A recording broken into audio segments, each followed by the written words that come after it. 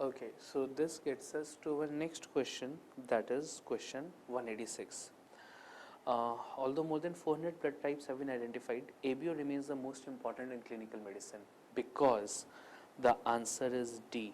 That is, the antibodies are present when persons lack the corresponding antigen. The answer is D. That is question 186. The answer is D. The antibodies are present. Antibodies are present when person lacks the corresponding antigen. When person lacks the corresponding antigen. What do we mean by this? What this means is, suppose somebody is B blood group, he is going to have anti-A antibody. So antibody is present when the person lacks the corresponding antigen. This has major significance in blood transfusion. That is why B blood group patients cannot be given A blood type, because B blood group has anti-A antibody. Next, this gets us to a subtopic in it, that is blood grouping. Let us have a look at this. This was an important question that again was asked in November AIMS 2018 only, and is a prospective question. Now, blood grouping, it is performed by two mechanisms: forward grouping and reverse grouping. In forward grouping, we detect the presence of antigen on RBC surface. Forward grouping, we detect antigen on RBC surface, versus reverse grouping, in which we detect antibody in serum of the patient. Versus reverse grouping, in which we detect antibody in serum. Next point. So let us make a table of blood group, forward grouping, blood group, forward grouping. In forward grouping, we are detecting the presence of antigen. So we add anti-A antibody, anti-B antibody, and anti-RH antibody. In forward grouping, we add anti-A, anti-B, and anti-RH. Next, the last is reverse grouping. In reverse grouping, we are detecting antibody in serum. So we add A cells and B cells. We are making a table of the same. So this is our table. Positive in this table would mean that agglutination has occurred. Positive mean that agglutination is seen. This is our master table of blood grouping. Starting with the first one, that is a B positive blood group. Forward grouping. B positive will have B antigen. So will it agglutinate with anti-A? No. Anti-B, yes. Anti-RH, yes. B blood group has anti-A antibody. So when reacted against A cells, agglutination is seen. B cells not seen. Next, AB negative. AB negative has both the antigens, A antigen and B antigen. So they react with anti-A and anti-B, not with anti-RH. Reverse grouping, AB negative does not have any antibody in it. So reverse grouping, agglutination is not seen. Next, last example, O positive. O positive does not have any antigen. So when I add anti-A and anti-B, there is no agglutination. Anti-RH, yes. O blood group has both the antibodies, anti-A as well as anti-B. So reaction with A and B cells is seen. This is blood grouping, and this is the significance of the major blood group. Next, this gets us to our next question, that is question 187. Adult patient with lymphadenopathy, 70% immature looking lymphocytes, which should be the next best investigation. See, lymphadenopathy with immature or mature looking lymphocytes, meaning the examiner is talking of a blood cancer. It could be anything. It could be acute lymphoblastic leukemia, adult patient, it could be CLL, it could be anything. Not concerned. Next investigation, immunophenotyping. So 187, the answer is B, that is immunophenotyping. We have already discussed immunophenotyping in detail. We have seen the B cell markers, T cell, we have made the master table of NHL. Which is the most commonly used laser for flow cytometry? Most commonly used laser? Blue laser. Blue laser, wavelength 488 nanometers. We have done this. This is just a recap. 488 nanometers. Next point, forward scatter depicts size of the cell. Forward scatter depicts size of the cell versus side scatter which depicts granularity of the cell. Forward scatter depicts size, side scatter depicts granularity. We have seen this. Next, this gets us to the next one, that is 188. Serum C3 is persistently low in all except now MPGN, lupus and bacterial endocarditis show low serum C3 which persists versus PSGN, post-streptococcal glomerulonephritis, the lowering in C3 is transient in nature. It is corrected. So 188, the answer is A, that is PSGN. Answer is A, that is PSGN. This is associated with reduced serum C3 levels.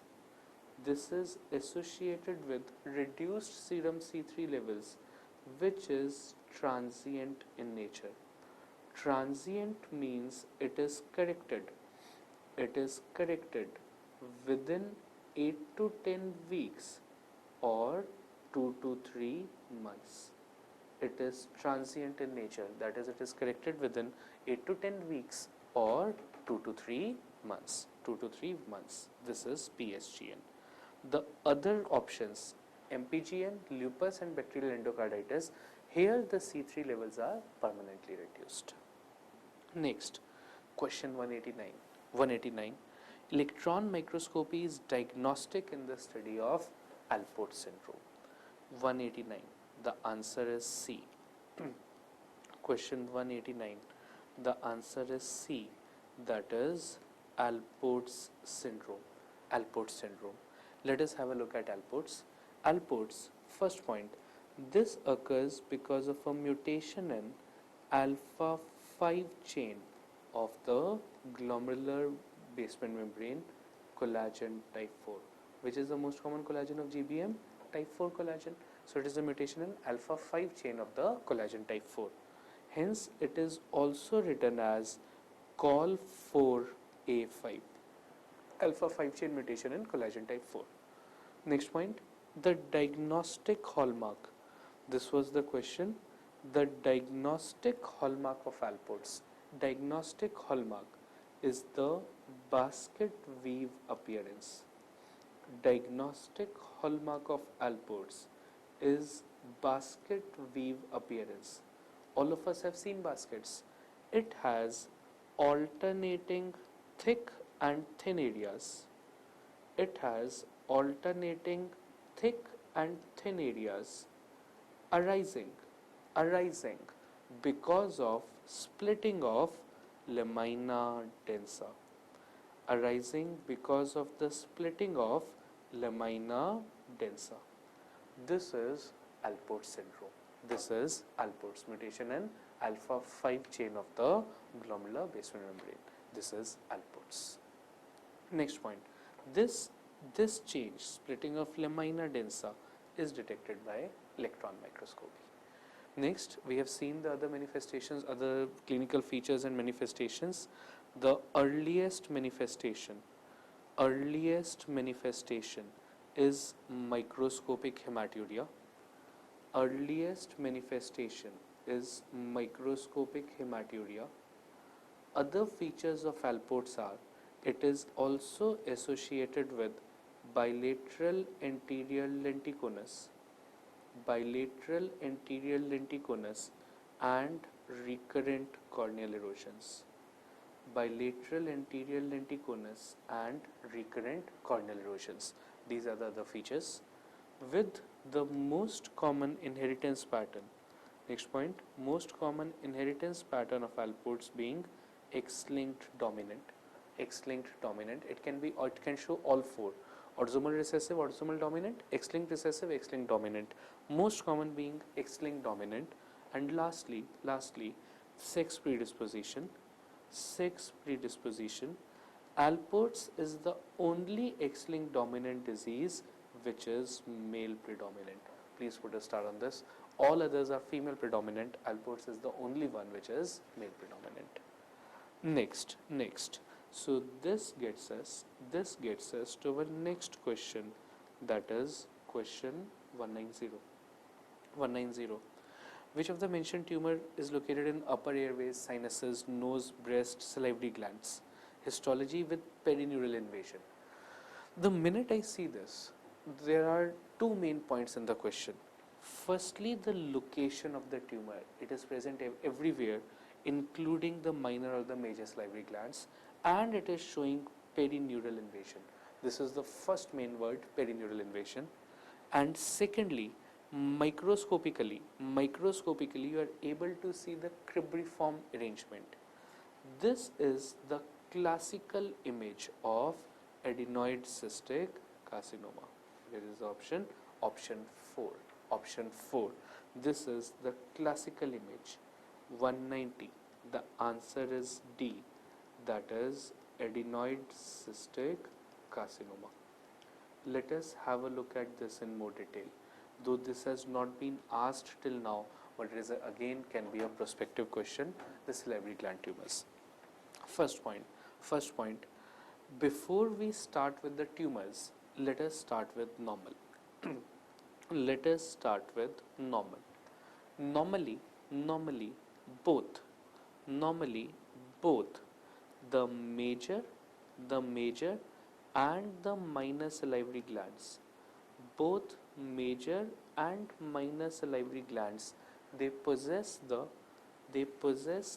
acinar and ductal systems. Both major and the minor salivary glands, they possess the acinar and the ductal systems. Next, they are of three types. They can either be serous, mucinous or seromucinous.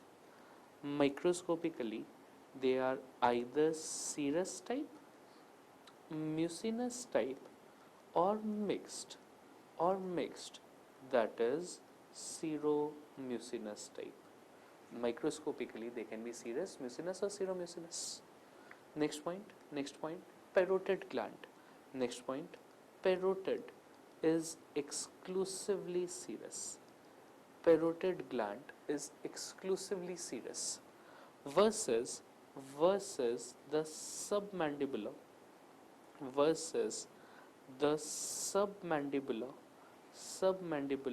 and the sublingual salivary glands,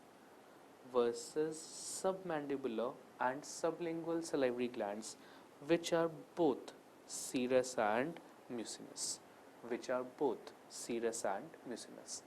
The same is true with the minor salivary glands also, though they are predominantly mucinous.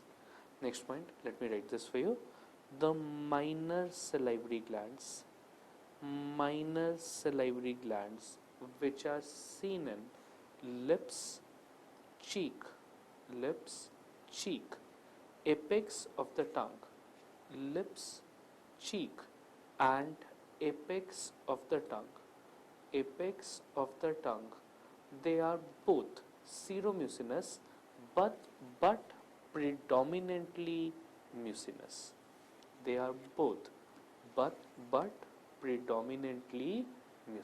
Predominantly mucinous. This is normal. Next point. Before we go further, let us see what it looks like microscopically. This is a normal salivary gland showing you serous glands. What you are seeing as the blue round structures, they are all serous, versus again a normal salivary gland showing you clear areas, clear cytoplasm, mucinous. This was exclusively normal serous gland versus mucinous. Combination of the two would be seromucinous. Next point. So this starts us with our first salivary gland tumor, that is pleomorphic adenoma. We will look at two salivary gland tumors, starting with the first one, that is pleomorphic adenoma. Starting with pleomorphic adenoma. Pleomorphic adenoma, this is also called as mixed adenoma. It is a mixed tumor. It is called as a mixed tumor, presenting as a painless persistent swelling. Presenting as painless persistent swelling, most commonly in the 3rd to 5th decade of life. Most commonly in the 3rd to 5th decade of life. It is a benign, slowly growing progressive tumor, pleomorphic adenoma. Microscopically, this is important, please put a star on this. It shows the presence of both. It shows both epithelial and stromal components. Microscopically, it shows the presence of both epithelial and stromal components. Epithelial component is present as tubules, ducts, or aggregates of cells. It is present as tubules, ducts, or aggregates, versus the stromal component, which can have a mucoid, myxoid, or cartilaginous differentiation, which can have a mucoid, myxoid, or a cartilaginous differentiation. So pleomorphic adenoma shows the presence of both epithelial as well as stromal components. And this is what a pleomorphic adenoma looks like. What you see here is the presence of the epithelial component. All this is the epithelial component. This is a nest of tumor cells. The rest are in tubules. This is an epithelial component, and this is this area that you are seeing. This is the cartilaginous differentiation. It looks like a cartilage. This is the cartilaginous differentiation, or the stromal component. So it shows the presence of both epithelial and stromal component. Diagnosis, pleomorphic adenoma. Diagnosis, pleomorphic adenoma. Next, this gets us to our next salivary gland tumor, that is adenoid cystic carcinoma. I'm just interested in discussing two, pleomorphic adenoma, and the next is adenoid cystic carcinoma. Adenoid cystic carcinoma. This was what was asked in the paper, adenoid cystic. Let us have a look at this in more detail. Adenoid cystic, firstly, it accounts for approximately 10% of all salivary gland tumors. Approximately 10% of all salivary gland tumors, but is the most common malignant submandibular. It is the most common malignant submandibular and minor salivary gland tumor. It is the most common malignant submandibular and minor salivary gland tumor. Pleomorphic adenoma was a benign tumor. Adenoid cystic carcinoma is a malignant tumor. Next point. Microscopically, it has infiltrative ability. It shows infiltration. Perineural invasion. It shows infiltration. Perineural invasion with presence of cribriform appearance, with the cribriform pattern. What is cribriform pattern? Cribriform pattern, in this there is blue or baseloid arrangement of cells with clear extracellular spaces. Let me write this for you.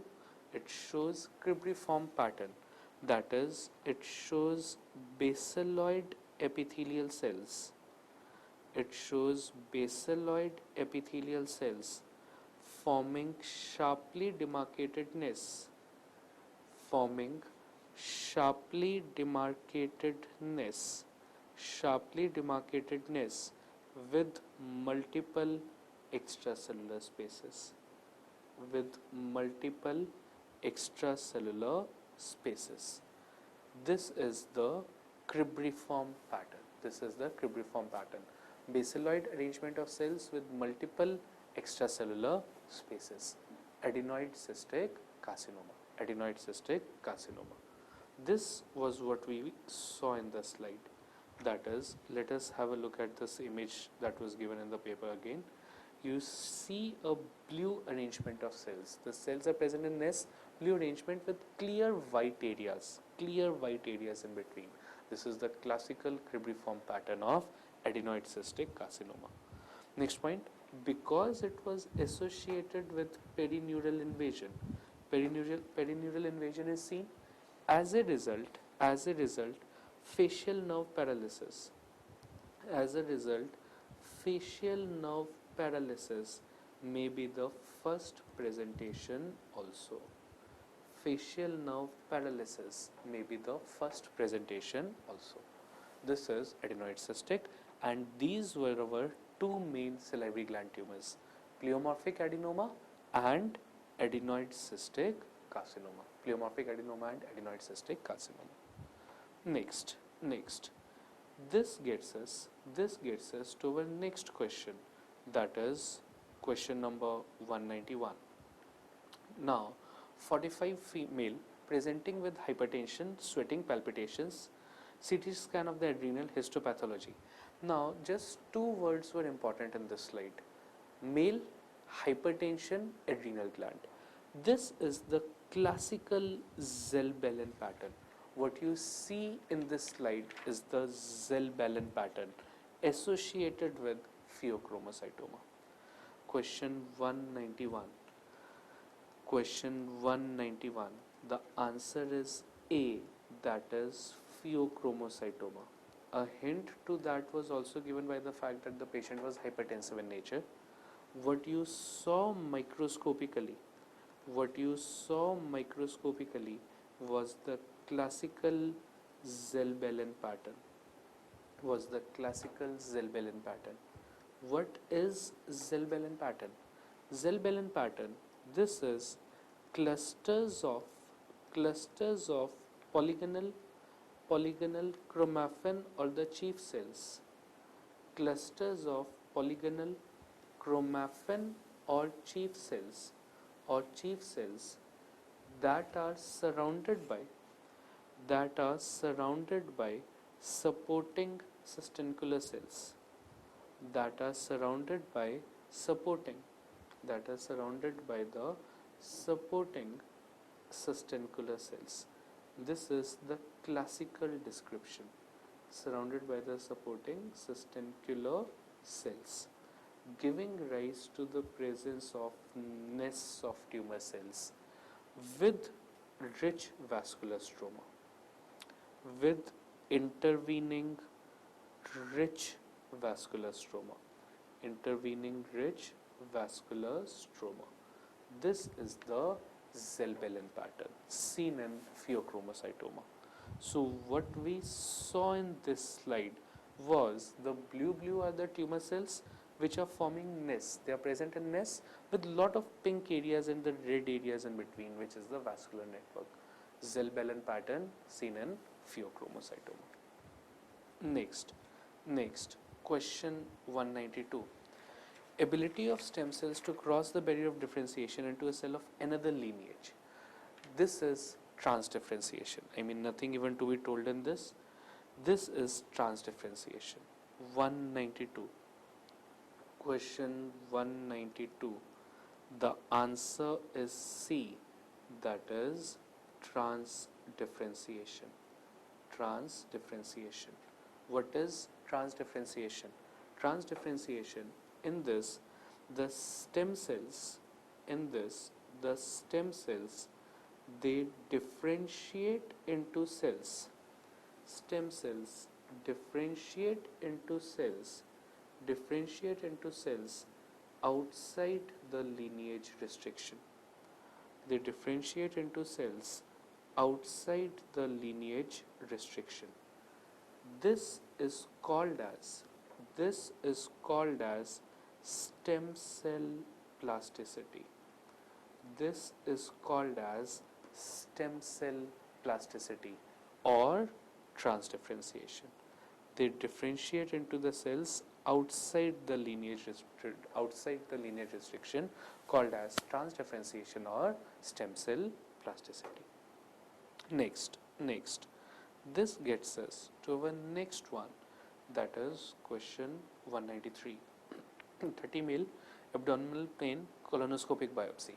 The minute I see this colonoscopic biopsy, I know this is a fact. What you are able to see, all these round, the ones I am showing with my arrow, this is Entamoeba histolytica. This is a fact, bache. This is how it looks like. So answer is B, 193.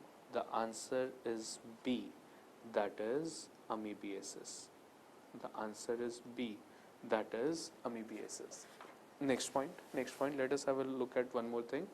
Amebiasis, this occurs because of infection by an anaerobic protozoa. This occurs because of infection by an anaerobic protozoa. You know this much better than me, that is Entamoeba histolytica. You know this, it occurs because of infection by Entamoeba histolytica. Infection by Entamoeba histolytica. Next point, the most common site of the infection, being cecum. Most common site being cecum and ascending colon. Most common site being cecum and ascending colon. Next point, liver biopsy. This you know from surgery. Liver shows the presence of hepatic abscess containing the classical anchovy sauce pus.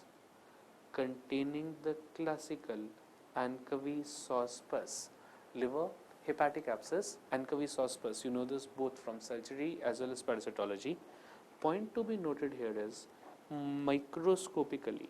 Amebiasis, we have seen the microscopy. Next, it shows the presence of flask-shaped ulcers. Microscopically, it shows flask-shaped ulcers. This is Amebiasis, and this is the classical flask-shaped ulcer that you see in Amebiasis. What you see here is ulcer, that is, this was the epithelium, this is the epithelium. Denuded epithelium is called as an ulcer. So this is the classical flask-shaped with a broad base and a narrow neck. Narrow neck, broad base, flask-shaped ulcer seen in Amebiasis. Next, this gets us to our next question, that is 194. Discoesive cells infiltrating, signaling desmoplastic reaction is seen. Now have a look at this. What you see here, the cells are singly scattered. See, in this question, either the examiner could have given just the theory portion or could have just given the image. Both were not needed. This makes the question too easy. Let us just assume that you only had the presence of discoesive cells, often including signet ring cells and lack of desmoplasia. Lobular carcinoma. Discoesive cell, signet ring cell, which mutation? Ecadendin. Lobular carcinoma. Next, the image that you see, you are seeing the cells which are singly scattered. This is the classical Indian file pattern, lobular carcinoma. So 194, the answer is B. Question 194. The answer is B, that is lobular carcinoma. What we saw there microscopically was the presence of discoesive cells. That is, the cells were singly scattered, because giving it the classical Indian file appearance.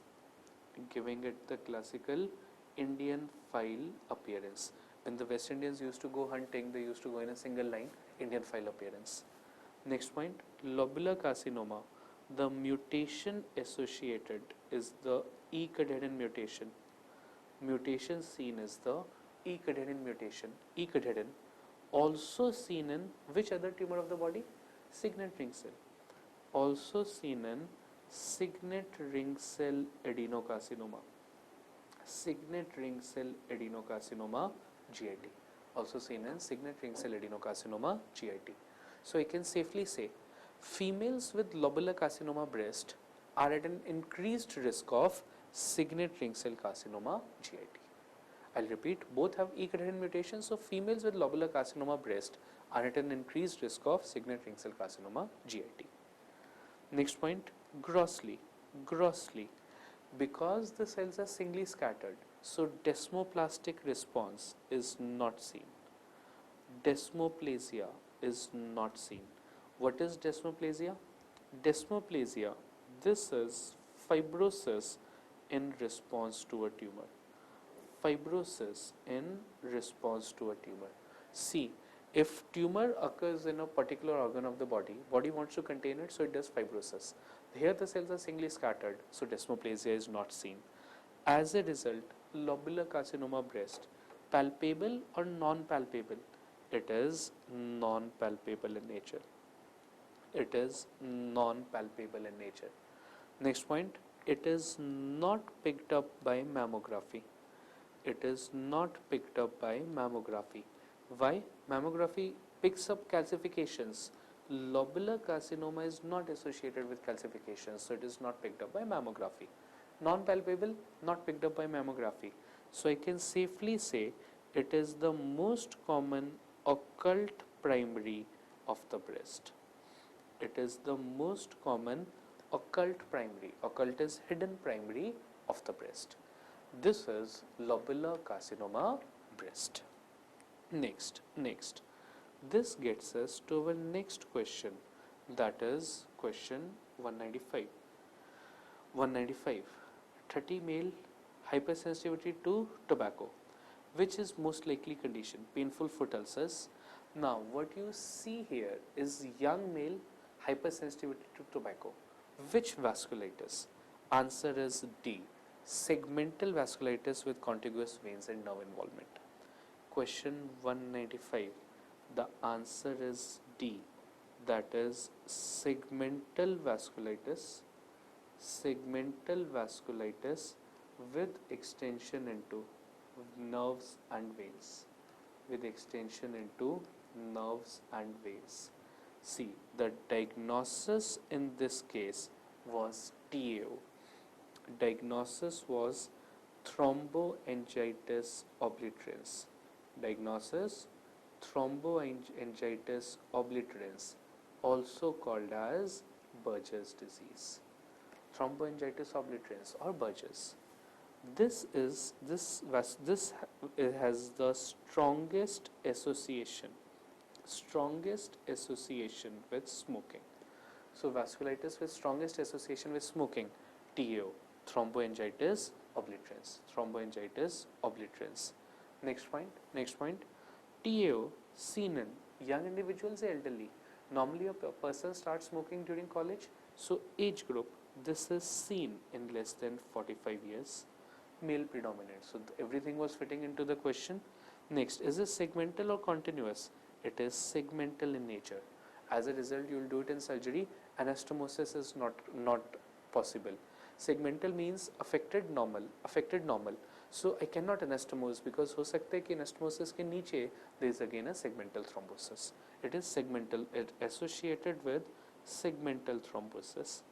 With most common vessels affected are the peripheral vessels, that is of the extremities, which are radial and tibial. The peripheral vessels, that is radial and the tibial vessels. This is TAO. Next point, associated with which HLA? HLA B5. Thromboangiitis obliterans associated with HLA B5. Next, let us have a look at other options. Lipid-filled intimal plaque. This is atherosclerosis, not concerned. Onion skinning, malignant hypertension, Transmural inflammation with fibrinoid necrosis. PAN. PAN, polyarthritis nodosa. Not concerned. Answer was segmental vasculitis, Buerger's disease. Smoking. Next, this gets us to question 196. Least likely to be preleukemic. There are three preleukemic conditions. We have already done this. That is PNH, aplastic anemia, MDS. Which is not preleukemic? PCH. 196. The answer is 3. Question 196. The answer is C. That is PCH.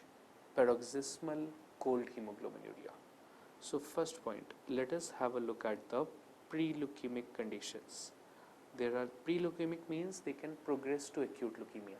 There are three preleukemic conditions which are PNH, paroxysmal nocturnal hemoglobinuria, aplastic anemia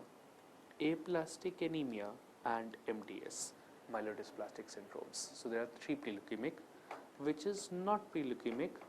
PCH, paroxysmal cold hemoglobinuria. So let us look at 1-2 points with PCH. First point, PCH. Which antibody is seen? IgG, IgM? IgG. Normally cold type is IgM, but PCH is an exception, IgG.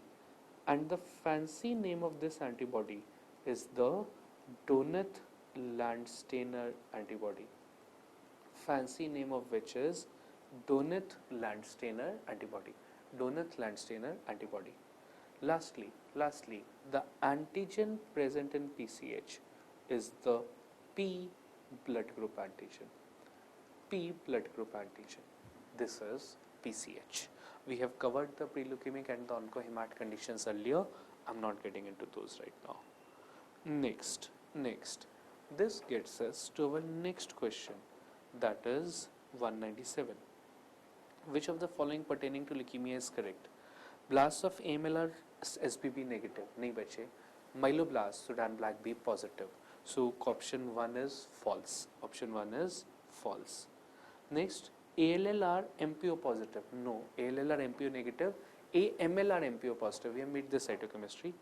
Low lab score is seen in blastic phase of CML. No, blastic phase of CML the lab score is high. Remember, highest lab score PV, polycythemia vera. CML has a low lab score, but blastic phase of CML has a high lab score. We have done this. Next, trap positivity is seen in hairy cell leukemia. This is true. So 197, the answer is D. Tartrate resistant acid phosphatase. Trap positive. Diagnosis, hairy cell leukemia. Next, for just a quick recap, myeloblasts, they are MPO, myeloperoxidase and Sudan black B positive versus lymphoblasts which show block positivity with periodic acid shift. Lymphoblasts which show block positivity with periodic acid shift. A subtype of myeloblasts is monoblasts. Which are NSE positive, that is non-specific esterase positive, NSE positive, versus a subtype of lymphoblasts, that is T lymphoblasts or TALL, that is TDT positive. TDT is terminal deoxytransferase.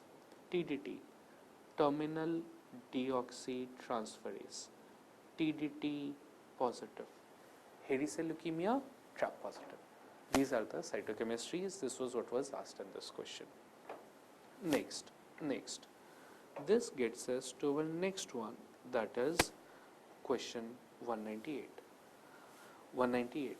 50 female, dry eyes, dry mouth.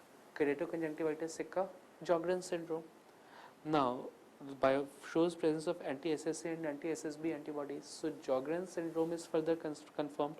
Biopsy of the lip. You know that the diagnostic prerequisite of Sjgren's is lip biopsy. All of these are the points for Sjgren's. Diagnostic is the lip biopsy, anti-SSA, anti-SSB antibody, keratoconjunctivitis sicca. Which inflammatory cell? Lymphocytes. The answer is 4. 198. The answer is D, that is lymphocytes, and the diagnosis, as we have very well discussed, is Sjgren syndrome. All the points that were mentioned were with Sjgren's and they are the features of the disease. Next point. What was not mentioned, and let us add that to the point, is you know that Sjgren's shows the presence of two antibodies, anti-SSA and anti-SSB antibody. Anti-SSA is also called as the anti-Rho antibody. It is this antibody which has prognostic significance. Prognostic significance in Sjgren's is associated with anti-Rho or anti-SSA antibody. That is, if this is present, the disease has a earlier disease onset, longer disease duration, earlier disease onset, longer disease duration, and is associated with extraglandular manifestations,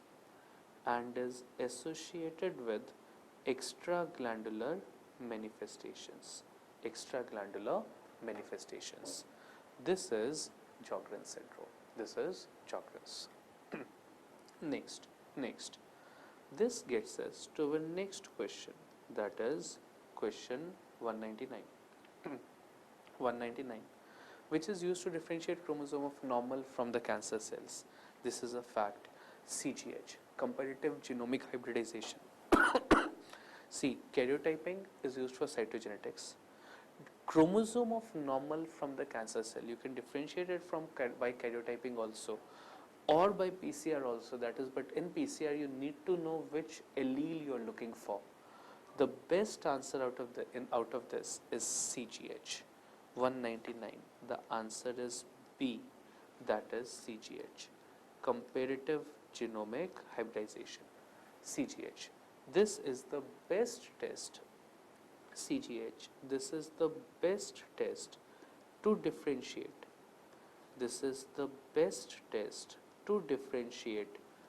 Normal from cancer cells. That is CGH. Next, this gets us to our last question, that is 200. 8-year boy, Down syndrome, has IQ in the mid-normal range. What this means is there is a mismatch. Most common cause of mental retardation, Downs.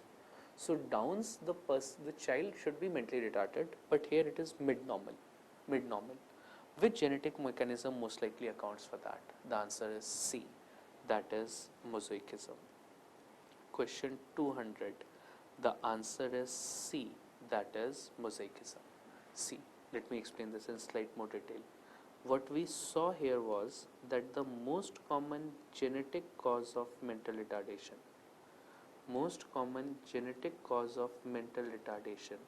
is Down syndrome. You know this. So a child of Down syndrome should be mentally retarded. But here, clinically, in this question, we had a mismatch. Of IQ and genetics, because IQ was mid-normal. How do I explain this? Downs, most commonly, it is meiotic non-disjunction.